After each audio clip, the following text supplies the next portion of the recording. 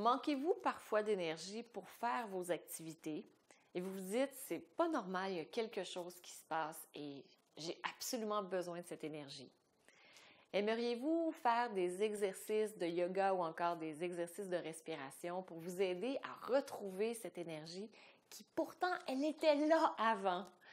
Est-ce que vous vous dites, je sais, j'ai une source d'énergie intérieure à l'intérieur de moi, mais j'arrive pas à y accéder, comment je peux faire? Donc aujourd'hui, je vous invite à écouter cette capsule pour découvrir comment aller puiser dans cette puissante énergie qui existe à l'intérieur de vous, qui existe toujours à l'intérieur de vous, et à la laisser émerger.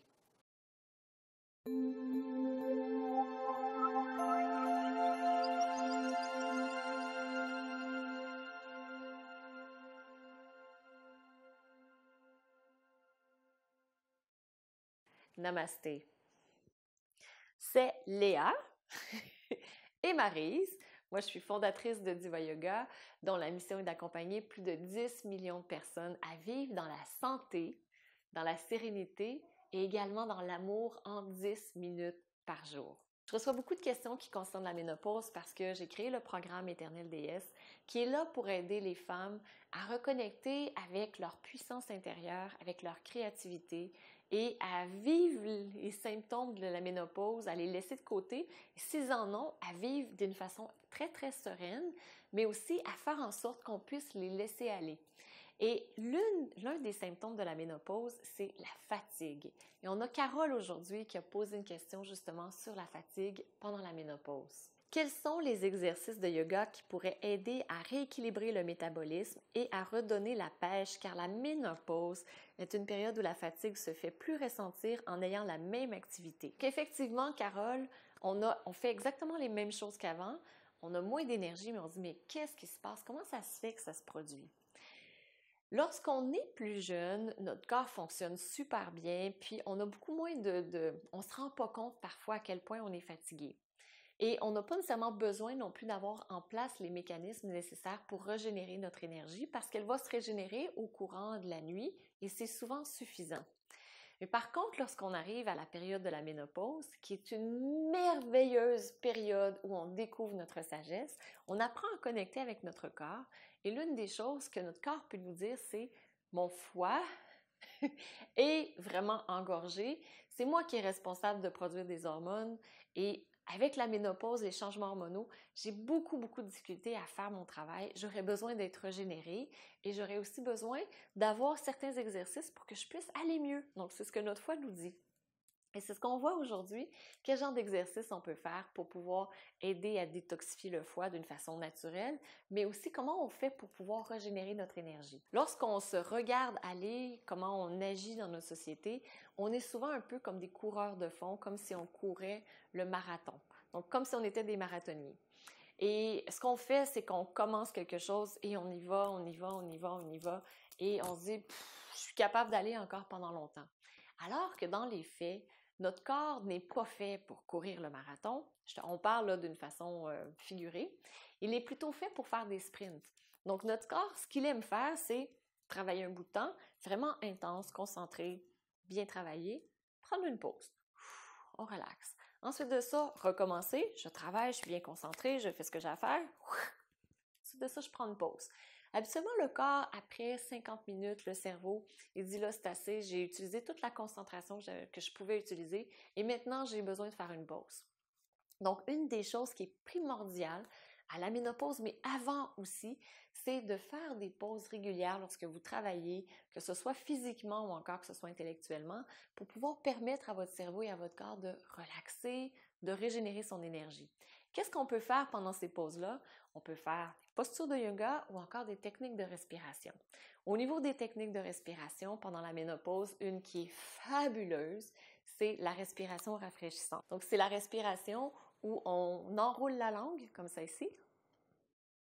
On inspire avec la langue enroulée, on amène la langue au palais, on expire par le nez par la suite. Et si c'est pas possible d'enrouler la langue, on fait juste sortir la langue et respirer sur les côtés. Donc ça, c'est une technique de respiration qui est tout simplement fabuleuse, qui est vraiment extraordinaire. On a également la respiration abdominale, surtout lorsqu'on la pratique sur le dos, couché sur le dos. c'est tout un délice. Je l'ai expliqué plein de fois aussi dans plein de vidéos. Dans le cadre du défi yoga, c'est la première journée qu'on voit cette posture, donc c'est cette respiration. Donc, c'est hyper important de la pratiquer également. Et on a d'autres d'autres groupes de postures qui vont nous aider à détoxifier notre foie et à régénérer notre énergie. Donc, les autres postures qu'on va pouvoir pratiquer, ce sont des postures de torsion. Donc, soit qu'on peut le faire en position couchée ou en position assise. Si vous êtes fatigué, moi, je vous recommande de le faire en position couchée. À quoi ça ressemble? Je vais vous montrer une posture de torsion qui est très simple. Vous vous allongez sur le dos, puis là, je me dis, mon Dieu, qu'on est bien. Je pense qu'on va arrêter le tournage. Non, c'est pas vrai. Et ce qu'on fait, c'est qu'on peut on ramène le pubis vers le nombril pour garder le dos bien allongé. On pousse les pieds dans le sol, on soulève le bassin un petit peu.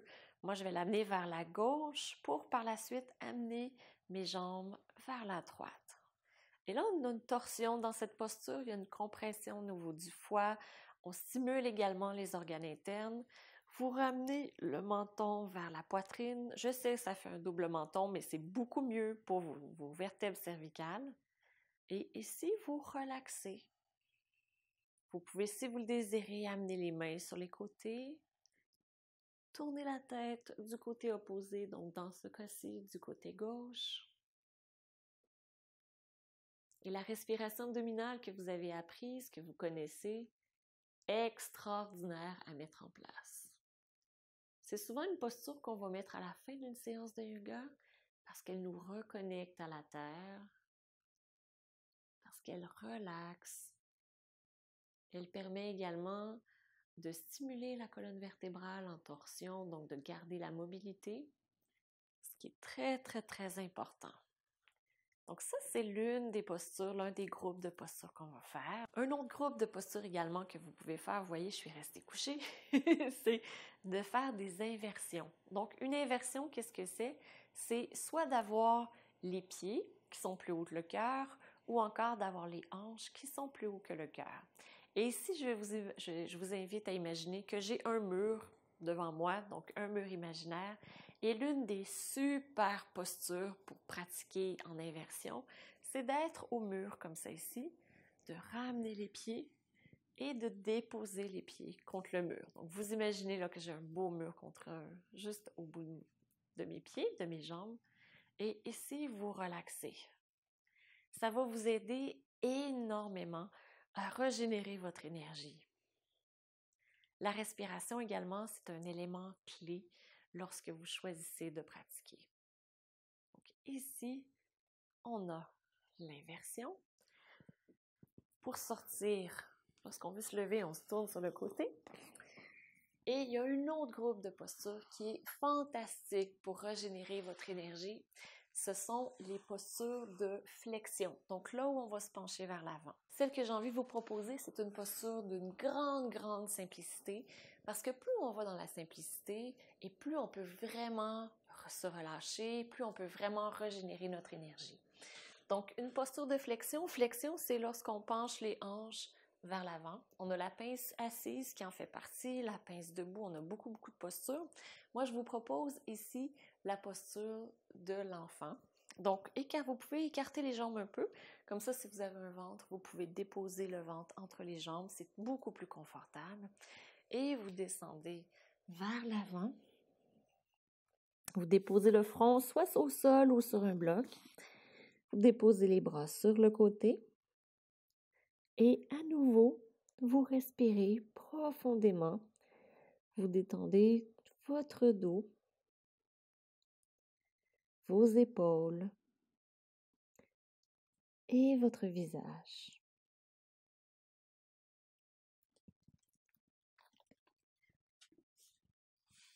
Donc, ces 4 groupes, respiration, torsion, inversion et également flexion, vous aideront énormément à régénérer votre énergie. Et par la suite, lorsque vous sentez que votre énergie est régénérée, c'est là où vous pourrez rajouter des postures qui sont beaucoup plus intenses, qui vont vous donner confiance en vous, qui vont vous redonner encore plus d'énergie. Mais les groupes de postures que je vous ai mentionnés, ce sont des groupes de postures qui vont vous permettre de vous enraciner, d'être dans l'instant présent et de regarder également à l'intérieur de vous. Est-ce que mon corps est fatigué? Et si oui, là, vous lui permettez de se reposer. Ou encore, si votre corps n'avait juste pas envie de bouger, en vous enracinant, comme ça, vous pourrez par la suite aller vers une énergie, vers des activités qui sont plus intenses. Si vous désirez aller plus loin et comprendre les 5 étapes pour pouvoir justement être zen, être heureuse, être pleine d'énergie, je vous invite à lire le livre Le Yoga Rose, super livre, je l'ai écrit. C'est une blague. Mais sans blague, c'est vraiment un excellent livre. Il a déjà aidé des milliers de femmes à reconnecter à la terre, à reconnecter à leur cœur, à grandir également spirituellement, mais aussi dans leur vie. Donc, je vous recommande le livre. Et si vous désirez, vous pouvez télécharger les 4 premiers chapitres gratuitement.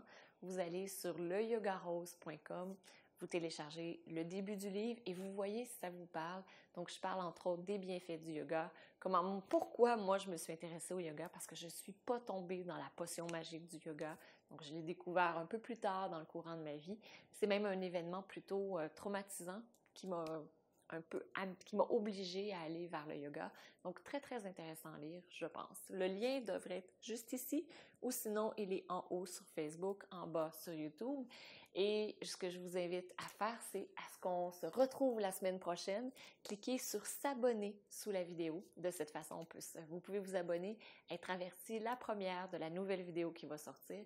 Et si vous avez aimé cette capsule de questions demandées à Diva Yoga, cliquez sur j'aime juste en dessous et ce que ça fait, c'est que ça augmente la portée de la vidéo. Il y a de plus en plus de gens qui peuvent la voir. Donc, grâce à vous, vous contribuez à Diva Yoga à ce qu'on puisse atteindre notre objectif qui est d'aider plus de 10 millions de personnes à vivre dans la santé, dans la sérénité et dans l'amour en 10 minutes par jour. Je vous souhaite une magnifique semaine, mais surtout une magnifique journée dans l'instant présent. Je vous embrasse. À très bientôt. Namasté.